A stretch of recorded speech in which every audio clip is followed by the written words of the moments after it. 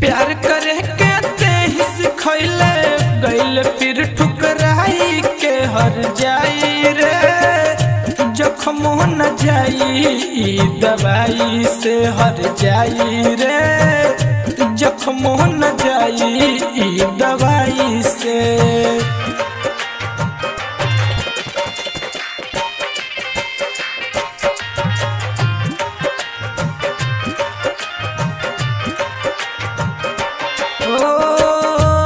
चले न रहली जान करबू तू ऐसन हमके बना के छोड़बू पागल के जैसन। सोचले न रहली जान करबू तू ऐसन हमके बना के छोड़बू पागल के जैसन।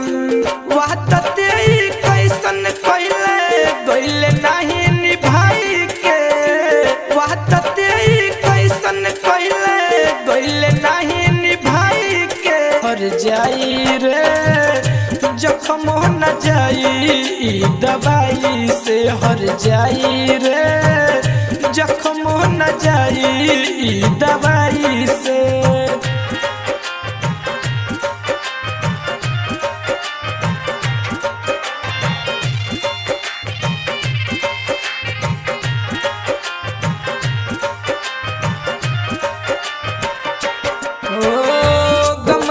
दिहल तोहरा हर पल पी जी के भी सुना जान हम नहीं जी। ओ गम के दिहल तोहरा हर पल पी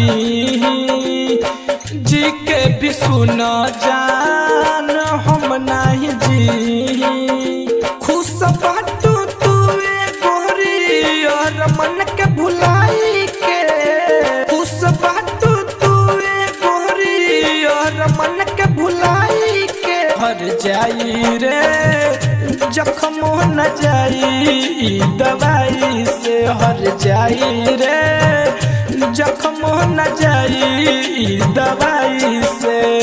प्यार करे के तेही सिखैले गइल फिर ठुकराई के हर जाई रे। जखम न जाई दवाई से हर जाई रे। जखम न जाई दवाई से। Rudra recording studio Gorakhpur. Mobile number 84 23 59 77 72।